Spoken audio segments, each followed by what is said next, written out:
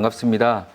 저는 동대문구의 김정수 의원이라고 합니다. 우리 동대문구가 문화의 도시가 되기를 바라는 마음에서 같이 소통하고 의미 있는 시간이 될 수 있도록 저도 최선을 다해 보겠습니다. 지역 발전과 문화 정책이 과연 참 쉬운 말 같은데도요, 어려운 것 같습니다. 그래서 이 말의 뜻이 어떤 의미가 담겨 있는 것인가, 그리고 또 왜 선진 문화 선진 도시가 돼야만 하는가, 그리고 그렇게 되기 위해서 우리 모두 각자 구민들, 그리고 우리 행정 공무원들, 예술가들, 전문 예술인들, 그리고 저 같은 정치인들은 어떤 역할을 하면 좋을 것인가를 한번 같이 얘기를 해보는 시간이 되겠습니다. 자료에 보시는 바와 같이 예전부터 문화 비전이라는 정책들을 각 정부에서 계속적으로 발표를 하고 발전시켜 나갔었습니다. 그래서 보시면 예전에 90년대에 정부에서는 곁에 있고 함께하는 문화, 누구나 즐기고 신명나는 문화라는 이런 비전을 제시했었고요. 그 이후에도 창의적 문화복지국가 건설, 또 이어서 다원적인 문화사회, 역동적인 문화국가, 그리고 품격 있는 문화국가, 그리고 문화가 있는 삶, 이런 비전들을 항상 제시해왔고, 그런 비전들이 실질적으로 우리 대한민국이 대한민국 문화 강국이 되기 위해서 각 정부에서는 노력을 해왔습니다. 지금 현 정부에서는 2017년에 사람이 있는 문화라는 문화 비전을 이렇게 제시하였습니다. 그래서 지금까지 해왔던 이런 정부들의 문화 정책에 대한 비전을 계승하고 발전시키기 위해서 현 정부에서도 상당히 노력을 하고 있는 모습을 볼 수 있는데요. 사람이 있는 문화라는 이런 문화 비전을 수립을 함에 있어서 어떤 원칙을 갖고 중앙정부에서는 했는가를 한번 살펴보았는데요. 수립 원칙은 첫 번째, 지금부터 우리 모두가 협력하여 함께 만들어 나간다라는 큰 원칙을 가장 먼저 수립했었습니다. 그리고 문화 비전 수립을 위한 협치가 혁신으로 이어지도록 하겠다. 말 그대로 협치, 같이 아까 말씀드렸던 기관, 그리고 정부, 그리고 예술가들, 주민들, 시민들, 국민들이 함께 협력해서 만든 어떤 문화 비전을 우리가 혁신으로까지 이어가서 새로운 것들, 계속 시대와 발맞춰서 갈 수 있는 그런 혁신으로 이어질 수 있도록 하는 것이 이 문화 비전 수립의 두 번째 원칙이었습니다. 그리고 완성된 것이 아닌 계속 진화하는 개방형, 진행형 문화 비전을 수립해 나가는 것이 사람이 있는 문화라는 현 정부가 그런 문화 정책에 대한 비전을 제시하게 된 것으로 보입니다. 그 중에 지금 화면에 보시는 이 문화 정책 방향에 대한 비전 도출은 성남시 예를 한번 들어봤습니다. 그래서 성남시는 어떠한 개념을 갖고 비전을 제시했는가를 한번 보면 생활 문화 도시, 그리고 공동체 활성화, 그리고 콘텐츠 사업이라는 큰 세 개의 주제를 융합해서 생활 문화 융합 도시라는 비전을 도출을 한 것을 볼 수가 있는데요. 이 비전 도출한 것을 보면서 같이 우리가 고민해보고, 그리고 또 실질적으로 우리 동대문구와 또 어떤 차이점이 있고, 동대문구와는 또 어떤 공통점이 있는지를 또 한번 생각해 볼 수 있을 것 같습니다. 먼저 성남시는 생활문화도시라는 이 하나의 큰 주제에서 성남 시민, 생활문화예술이라는 또 부분으로 더 구체화시켰는데요. 그리고 또 공동체 활성화 부분에서는 사랑방 문화클럽이라는 또 주제를 선정을 했고, 또 우리 동네 문화공동체라는 주제를 설정을 해서 이 공동체 활성화를 하기 위한 비전을 도출을 했고요. 그리고 콘텐츠 산업에서는 이제 성남시의 지역적 특성, 성남시 안에 있는 판교 테크노밸리를 중심으로 해서 이 문화 비전을 도출해서 생활문화 융합 도시라는 하나의 큰 주제를 이제 문화 비전을 도출한 것을 볼 수가 있습니다. 여러 가지 다양한 문화들을 접하고 느끼고 같이 공유할 수 있게 하기 위해서 여러 노력들이 필요한데 그 중에 가장 기본이 되는 것이 무엇일까 이런 생각을 또 안 해볼 수가 없는데, 그런 차원에서 봤을 때 다양하고 창의적인 문화를 만들어내기 위한 토양이 참 중요하다는 결론이 있고요. 그 결론에 있어서 지금 현재 우리는 어떠한가, 우리 문화 융합 도시, 문화 풍요로운 도시, 문화 선진 도시가 되기 위해서 우리가 현재 지금 처해 있는 현실은 과연 그런 토양은 정말 척박하지 않은가, 이런 부분들을 우리가 함께 고민을 해봐야 될 부분인 것 같습니다. 그리고 자신과 멀리 떨어져 있는 문화 정책의 결과물, 이 결과물도 우리가 참 지향해야 될 부분인데, 아무리 예술적인 부분이 뛰어나고 아무리 많은 예산이 투입돼서 아무리 큰 행사, 문화 행사가 있다 하더라도 나와 직접적인 관계가 없거나 나와 내 가족들이 느끼는 것이 좀 괴리감이 크다면 또 그것은 또 올바른 문화 정책이라고 볼 수 없다는 또 생각에서 그렇기 때문에 자신의 삶과 멀리 떨어져 있지 않은 그런 문화 정책들을 수립하고 그런 문화 정책의 결과물들을 도출해야 된다라는 것이 가장 또 중요한 기본적인 요건이라고 이렇게 생각이 됩니다. 지금까지 그래서 많은 시도들이 해왔고 비전도 제시했는데 안타까웠던 부분들이 무엇일까를 생각해 봤을 때 PPT 지금 자료화면에 나와 있듯이 폐쇄적인 구조, 정말 자유롭거나 창의적인 게 나올 수 없는 이런 폐쇄적인 구조에서 논의하고 고민하고 토론되고 만들어진 결과물들은 사실은 좀 아까 앞에 슬라이드에서 말씀드렸듯이 내 삶과 괴리감이 있는 그런 정책으로 표현될 수 있다고 생각이 듭니다.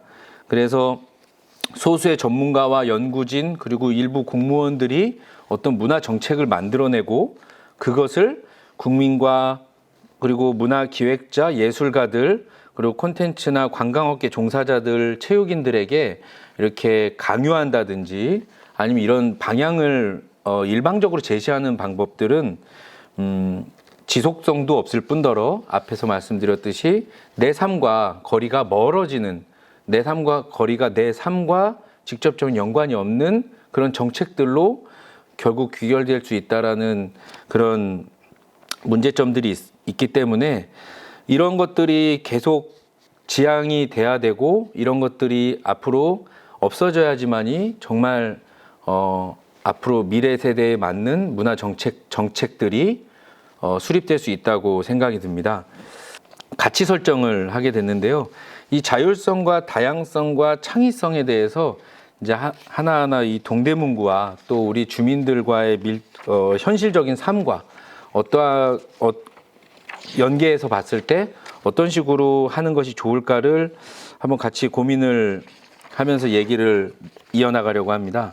우리 동대문구에는 어떠한 문화 행사들이 있고 어떠한 지금 진행되고 있는 것들이 있는지를 한번 대표적인 것들을 먼저 한번 봤는데요. 구민 화합 문화 축제라는 그런 큰 사업 대전제를 핵심 정책을 가지고 구민 문화 축제라는 정책 속에서 동대문 봄꽃 축제를 우리 동대문구가 매년 4월에 실시하고 있고요.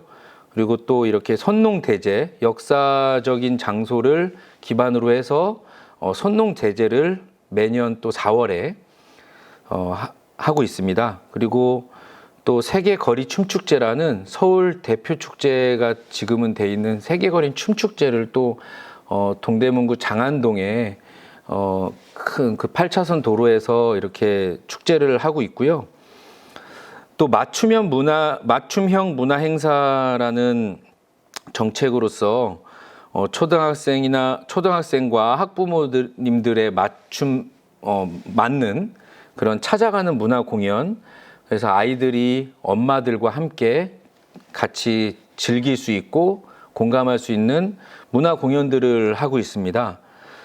그리고 또 중장년들을 위해서는 그 시대에 맞고 그 시대의 중장년들의 감성에 맞는 7080 예를 들면 음악회라든지 여러 가지 그 팝송이 재즈라든지 이런 찾아가는 그 중장년층에 맞는 감성에 맞는 찾아가는 음악회도 실시하고 있습니다. 그리고 찾아가는 문화마당이라고 해서 이제 정말 현실에서 쉽게 지나가다가 혹은 예기치 않은 어떠한 공개된 장소에서 이렇게 퇴근길, 이를테면 퇴근길에서 퇴근하는 길에 이렇게 밴드들이라든지 이제 가수들이 공연을 하면서 이 퇴근길에 어떤 그 분위기를 좀 더 행복하고 여유 있는 퇴근길이 되게 하기 위해서 퇴근길 직장인 문화 공연도 하고 있고요.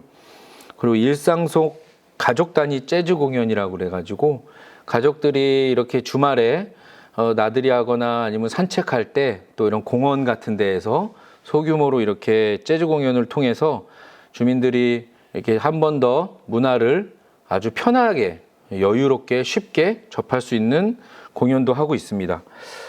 그리고 상대적으로 참 여유가 좀 없거나 여건이 안 돼서 이 문화 행사들을 접하기 어려운 또 친구들이 있고 그런 계층들도 있습니다. 그런 분들을 위해서 마술 공연이라든지 여러 가지 그분들을 위한 또 찾아가는 문화 공연도 계속 하고 있고요. 그리고 동대문구의 지리적인 그리고 동대문구 관내에 있는 역사적인 아니면 특정 의미가 있는 장소들 그런 거리들을 특성화시키기 위해서 영화의 거리, 답심리 영화의 거리도 동대문구에서 운영을 하고 있고 계속 발전시켜 나가기 위해서 많은 정책들을 계속적으로 수립하고 있고 역사 문화 관광 벨트도 조성을 계속하고 있습니다. 앞에서 성남시의 예를 한번 들어봤을 때 성남시랑 연계해서 봤을 때 다른 것도 있지만 큰 틀에서는 다양하게 문화 정책들을 수립하고 있고 각 지자체에서 문화 정책들을 수립하고 있고 크게 큰 비전에서는 정부가 제시하는 사람이 있는 문화라는 큰 비전을 또 바탕으로 해서 다양한 계층 또 다양한 형태로 여러 가지 문화 축제, 문화 행사 그리고 문화의 거리 이런 행사들을 정책들을 펴나가고 예산도 지원하고 투자하고 있는 상황입니다. 그럼 이런 여러 가지 행사들이 지속적으로 지금 현재도 이 시간에도 여러 가지 문화 행사들이 이루어지고 있는데요. 그래서 문화 정책 방향을 또 제시한 이 추진 전략이 하나가 있는데요. 자발성, 창의성, 융합성, 관계성이라고 해서 이걸 좀 더 큰 틀에서 4개의 카테고리로 구분을 하고 그것들을 결국 통합해서 함께 만들고 누리는 생활 문화라는 문화 정책 방향을 설정을 했는데요. 여기서 내용들을 같이 하나씩 보시면 자발성은 이것 또한 성남시 예를 든 건데 자발성이라는 것은 여기 표현되어 있듯이 시민 누구나 누구의 강요나 이런 것들이 아니라 자발적으로 참여하고 스스로 생활 문화를 즐길 수 있도록 하는 그런 여건을 만들기 위한 정책의 부분을 자발성이라고 이렇게 표현을 했고요. 두 번째 창의성은 생활 문화 활동의 창의성. 그래서 정말 이 문화 콘텐츠, 문화 행사, 문화 축제가 계속적으로 시대의 흐름에 맞고 세계 흐름에 맞고 그리고 우리 구민들 그리고 또 국민들의 욕구에 부합할 수 있게 창의적인 계속 새로운 콘텐츠 개발이 중요하다는 내용입니다. 그래서 생활 문화를 통해 새롭고 더 나은 삶을 만드는 활동을 계속적으로 이어나가야 한다. 그런 표현을 이제 창의성이라고 하였고요. 그다음 관계성인데 생활 문화 체계의 관계성. 그래서 생활 문화의 각 요소들이 서로 유기적으로 연계되어 상호 시너지를 발생시킬 수 있는 관계를 만드는 것을 말합니다. 이거에 대해서 한 가지 예를 한번 들어보면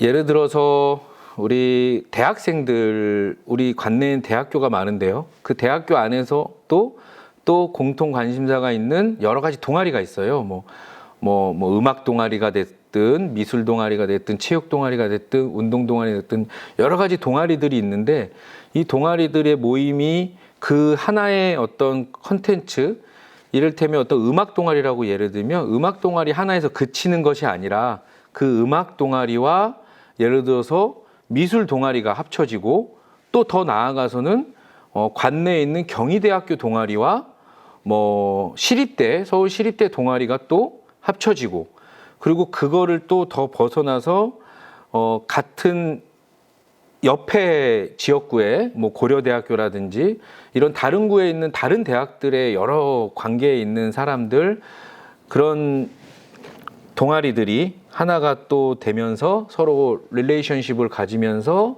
또 하나의 문화를 함께 만들어내고 발전시켜 나간다는 그런 개념으로 저는 이해를 했습니다. 그래서 하나의 폐쇄적이고 하나의 그냥 컨텐츠에서 끝나는 게 아니라 여러 사람들과 관계를 통해서 대화를 통해서 그리고 같이 호흡하고 시도를 통해서 여러 가지 시도를 통해서 하나 다시 만들어지고 새로 재편되고 새롭게 변화하는 것을 이제 중요한 하나의 정책, 문화 정책이라고 하고 추진 전략이라고 수립했다고 이해를 했습니다. 그리고 이런 모든 것들이 생활 문화 콘텐츠의 융합성이라는 추진 전략으로서 생활 문화와 다양한 장르, 기술, 방법 등을 활용하여 융합하는 것을 말하는데 이 융합성에는 최근에 가장 이제 핫하다고 해야 되나요? 그런 것들이 이제 뭐 AI를 같이 한다든지 IoT 기술이 접목된다든지 여러 가지 지금 현재 세계 흐름이나 여러 가지 흐름에 맞게 또 다른 콘텐츠와 융합을 하는 부분들도 상당히 우리 국민들이 원하는 부분이고 우리 문화 시민들이 바라는 부분이라고 생각이 듭니다. 그래서 이런 부분들을 좀 더 구체화해서 문화 정책 방향을 이렇게 추진 전략을 제시한 것들을 볼 수가 있습니다. 그 앞에서 다시 조금 돌아가서 말을 좀 이어나가 보면 우리 군은 그래서 지금 현재 이렇게 문화축제 그리고 맞춤형 문화행사 그리고 찾아가는 문화마당 그리고 영화의 거리라든지 여러 가지 이런 문화 컨텐츠들을 계속 개발하고 있고 발전시켜 나가고 있고 좀 더 다른 또 새로운 것들을 시도해 나가고 있는데 이랬을 때 이런 상황에서 아까 처음에 얘기했듯이 우리는 그럼 무엇을 해야 하나 이것들을 다시 한번 지금 시점에서 고민을 해볼 필요가 있다고 저는 생각이 들었습니다. 그래서 문화예술인들이 원하는 건 무엇이고 또 정치인들이 원하는 건 무엇이고 또 우리 결국 가장 문화 소비자라고 해야 되나요? 우리 시민들이 우리 국민들이 원하는 것은 과연 무엇이고 그런 것들을 우리가 해나가기 위해서 우리는 정말 어떤 각자의 임무가 있고 어떤 미션들을 수행해 나가야 하나 이런 생각들을 해봤는데 우리가 이제 잠깐 제 직업과 관련된 동대문구 의회와 관련된 얘기를 잠깐 여기서 드리면 동대문구청의 많은 공무원들과 또 구청장과 여러 관련된 문화 관련된 공무원들 이런 공무원들이 예산을 수립을 합니다. 거기에는 뭐 여러 가지 예산이 있겠지만 이제 오늘 주제에 맞는 문화 정책을 수립하기 위해서 그리고 수립된 정책을 실제로 실현하기 위해서 여러 가지 예산을 편성을 하고 예산의 그 금액을 산정을 하는데 그 산정된 금액에 대한 예산을 의회에서는 그리고 저처럼 구의원들은 이게 적절한지를 다시 한번 이렇게 편성된 예산을 판단하는 그런 이제 과정을 거치는데요. 이런 과정을 거칠 때 사실 정치인들이 제일 실수한다고 해야 되나요? 잘못 놓치는 부분이 뭐냐면 이거에 대해서 깊이 알지 못하고 예산을 삭감한다든지 내용을 정확히 이해 못하고 있는 상태에서 예산 편성에 가부를 따진다든지 금액을 따진다든지 이런 부분들이 종종 사실 일어납니다. 그래서 나중에 이 예산은 정말 우리가 좀 더 많이 증액을 했어야 되는데 오히려 우리가 좀 너무 예산을 좀 적게 편성한 것 같다 이런 후회도 하고 어쩔 때는 어떤 경우에는 이거는 너무 우리가 과하게 예산 낭비가 된 것 같다 이런 이제 결과물들을 볼 때가 있습니다. 그럴 때마다 항상 국민들에게 죄송한 마음도 들고 우리가 좀 더 많이 노력해야 되겠다라는 반성도 하게 되는데 그러면 앞에서 말씀드렸듯이 이런 문화 정책들이 수립되고 이 문화 정책으로 인해서 지역이 발전되고 또 지역이 발전됨으로 인해서 더 많은 문화 정책들이 수립돼서 문화 강국이 되고 문화 선진 도시가 되기 위해서 정말 우리 정치인들도 그리고 우리 공무원들도 문화예술인들도 함께 노력해야 되는데 어떤 식으로 시작을 하면 좋을까 이거를 저는 많이 고민을 사실은 해봤습니다. 어떻게 토의를 하고 어떻게 회의를 하고 어떤 식의 개념을 큰 틀을 가지고 하는 게 좋을 것인가를 생각을 해봤는데요. 결국은 앞에서 잠깐 언급을 했듯이 중간쯤에 있는 것 같은데요.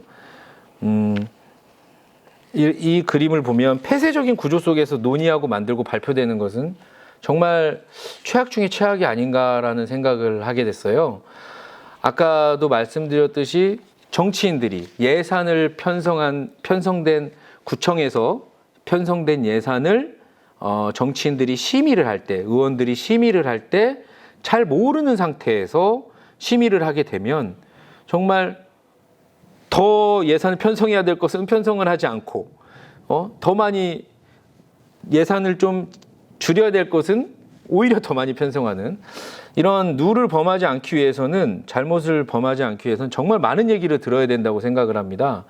먼저 정치인들은 아까 말씀드렸듯이 그렇게 귀담아 들을 수 있도록 테이블을 만들고 귀를 열고 그 회의를 주관을 하는 것이 아니라 주최를 하는 대상으로서의 역할을 해야 하고 그리고 우리 주민들은 아까 여러 그 성남시의 예를 들어서 내용도 있었듯이 자발적으로 그리고 내가 주인의식을 가지고 엄정하고 정확한 요구를 하는 것들도 우리 주민 여러분들께서 이렇게 문화 정책을 수립하는데 꼭 큰 역할을 하는 부분이라고 생각을 합니다.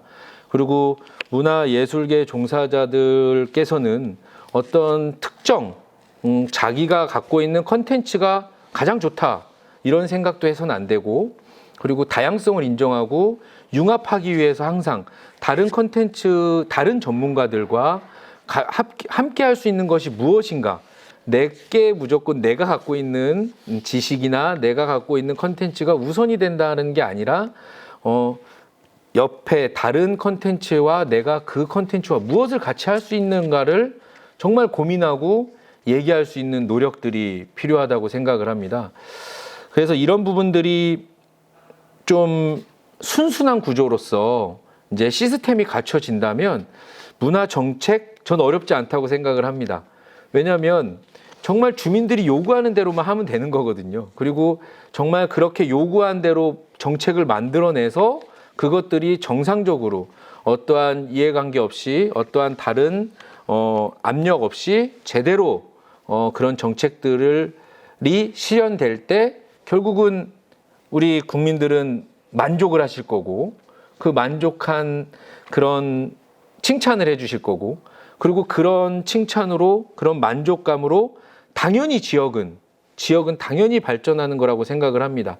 그래서 좀 큰 포부를 말씀을 드린다면 정말 문화가 흘러넘치는 동대문구가 되어야지만이 사람들은 우리 동대문구에서 평생 그리고 다음에 내 아이들도 살기를 바라게 될 것이고, 당연히 그러면 지역의 발전은 연계해서 같이 된다고 생각을 합니다. 마지막으로 좀 이어서 드리고 싶은 말씀을 좀 하고 마무리를 하려고 하는데요. 아까 여러 가지 얘기를 하면서 우리가 어떻게 테이블을 만들까? 그리고 그 테이블에서 우리는 어떤 얘기들을 누구의 얘기를 귀담아 들어야 할까? 그리고 그런 것들이 정책에 반영이 되고 그런 것들이 곧 또 이어져서 지역 발전으로 이루어질까? 이런 큰 맥락에서만 얘기를 좀 드린 것 같아서 아주 소소한 부분에 대해서 한 가지 예를 들어보고 좀 제 말씀을 좀 정리를 해볼까 하는데요. 여기 잠깐 간단하게 그냥 제가 생각을 정리하다가 제 생각이 아직 부족해서 정리를 다 못한 부분인데, 우리 동대문에 실제로 있는 이제 컨텐츠라고 해야 되나요? 이제 컨텐츠인데 장안동 마세거리가 현재 있습니다. 거기에는 여러 가지 다양한 종류의 식당들이 있어요. 맛집도 많고. 이거를 음식 산업이라고 한번 표현을 해봤는데, 음식 산업으로 과연 100년, 50년 갈 수 있을까요? 저는 못 가지 않을까 이렇게 생각을 합니다. 음식 산업과 뭔가가 같이 함께 해야 되지 않을까라는 생각을 해요. 밥만 먹고 간다면 그게 어떤 문화 콘텐츠라고 할 수 없지 않을까라는 생각을 합니다. 답심리 영화의 거리도 마찬가지입니다. 영화 산업 물론 좋죠. 요즘 대한민국 영화 르네상스 시대라서 영화가 어떻게 촬영이 되고 영화의 촬영 기법도 배울 수 있고 볼 수 있고 경험할 수 있고 옛날에 여기서 찍었던 영화들이 뭔지도 볼 수 있고 다 좋은데, 이거 하나로는 좀 50년, 100년 갈 수 있을까요? 이런 생각을 해봤습니다. 그래서 이 영화 산업과 뭐를 융합하는 것이 좋을까? 또 배봉산, 천장산 이 두 산은 그리 높지 않은 산이지만 참 유래가 깊고 의미가 있고 물리적으로 정돈이 참 잘 돼 있습니다. 둘레길도 정말 잘 조성을 했고요. 뭐 장애인, 어르신들, 아이들 할 거 없이 또 더구나 높지도 않아서 잘 올라갈 수 있는 산인데, 그 산의 둘레길을 돌고 나서 힐링이 된다. 좋죠. 근데 그걸로 끝난다면 과연 더 오래 지속되고 이게 앞으로 어떻게 발전될 많이 더 계속될 거라는 확신은 저도 없습니다. 또 마찬가지로 홍릉수목원은 대한민국 최초의 수목원입니다. 참 의미가 있고 아주 훌륭한 장소인데, 마찬가지고 영유원도 의미가 있는 역사적 릉이고요. 그런데 이 역사적인 의미가 있다고 해서 이게 문화 콘텐츠로서 계속 발전될 수 있다? 그리고 주민들은 만족을 할 것이다? 만족을 할 수도 있겠지만 계속적으로 지속적으로 만족을 할 수는 없다고 생각을 합니다. 그리고 대학가가 있어도 대학가가 대학생들의 전유물이 돼서는 또 그 대학가가 과연 대학가라고 할 수 있을까요? 젊은이들만 있으면 과연 거기는 좋은 곳일까요?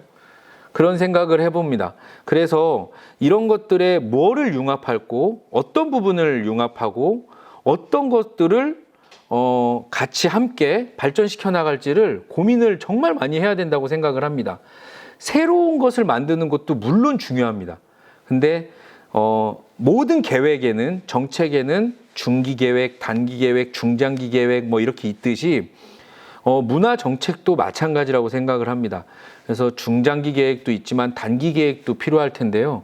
그런 단기 계획을 어떤 거를 단기 계획이라고 할까를 고민해 봤어요. 그런 단기 계획은 과연 뭘까? 지금 있는 것을 싹 뜯어 고치고 새롭게 바꾼다. 이것도 하나의 좋은 컨텐츠, 하나의 정책이 될 수 있겠죠. 정책이라고 할 수 있습니다. 하지만 그것도 있지만 지금 있는 것을 그대로 놔두면서 뭔가 플러스 알파 요인을 거기다 접목시키는 것 또한 좋은 정책이 될 수 있다고 생각을 합니다. 근데 그걸 플러스 알파로 어떤 것을 할까를 고민을 해야 되는데, 그 고민은 사실은 아까 앞서서 제가 반복적으로 말씀을 드렸듯이 주민들이 원하는 거, 그리고 문화예술 전문가들이 고민을 해준다면 정말 진짜 의미 있는 플러스 알파가 나오지 않을까 생각을 합니다. 그래서 항상 많은 관심 제한도 꼭 필요하고, 아까 말씀드렸던 테이블, 그렇게 말씀을 편하게 하실 수 있는 테이블이 만들어져야 할 것이고, 그런 테이블에서 여러 전문가들과 국민들이, 주민들이 말씀하신 것들을 우리 공무원들과 또 정치인들이 현실적으로 반영을 할 수 있도록 그런 노력도 필요하고요. 이런 것들이 순순한 구조가 된다면 정말 어떤 상황이 와도 문화 이 정책은 연속성 있게, 그리고 아주 창의적으로 이루어지고 실현될 수 있다고 생각을 합니다. 사실 시스템을 구성하는 것이 가장 중요하다고 생각을 합니다. 사람이 바뀌면서 정책이 사람이 바뀌고 사람이 바뀜으로 인해서 정책이 바뀐다. 이거는 옳은 정책이 아니거든요. 정말 사람이 바뀌어도 계속될 수 있는 정책들을 만드는 것이 결국은 정치인들이 해야 될 일이고, 그것이 시스템이라고 생각이 듭니다. 그래서 우리가 하나의 이런 순순한 구조의 시스템을 우리 문화예술인들, 그리고 정말 우리 동대문 구민들, 주민들이 함께 노력해 주시고, 또 우리 동대문구와 또 공무원들과 또 정치인들이 함께 노력해 주면 이런 시스템을 만들 수 있다고 생각을 하고, 그리고 그 시스템이 만들어지면 정치인이 다음에 누가 되든, 어떤 사람이 정치인이 또 당선이 되든 낙선이 되든, 어떤 사람이 정치인이 되든 이 문화 정책에 대해서는 바뀌면 안 되고, 또 그런 것들이 계속 연속성 있게, 의미 있게 계속 발전해 나가야 된다고 생각을 합니다. 그래서 제가 좀 두서없이, 또 제가 이제 직업이 정치인이다 보니까 정치인의 입장에서 얘기한 부분도 있고, 또 동대문에 국한돼서 얘기한 부분이 있다 보니까 다소 좀 부족하고 좀 두서없는 부분이 많았는데요. 제가 말씀을 이렇게 부족하지만 또 시청하시는 분들께서 좀 잘 걸러서 들어주시고 이해해 주시고 그렇게 함께 해 주시기를 바라고요. 다시 한번 우리 문화재단, 이런 기회를 주신 문화재단, 동대문 문화재단 너무 감사하고, 우리 동대문구가, 제 아이가 계속 자라나고, 저도 여기 동대문구에서 계속 살고, 우리 동대문구가 서울에서 제일 으뜸구가 될 수 있도록 저도 함께 하고요. 우리 문화재단도 함께하고, 우리 동대문구 모든 구민들이 함께해서 정말 명품 도시, 또 문화가 넘치는 도시, 절대로 이사가기 싫은 도시가 되기를 정말 바라는 마음에서 이렇게 말씀을 드렸습니다. 다시 한번 감사드립니다. 코로나 다 이겨내셔서 우리 정말 문화가 연속되는, 문화가 흐르는 도시가 되기를 바라겠습니다. 감사합니다.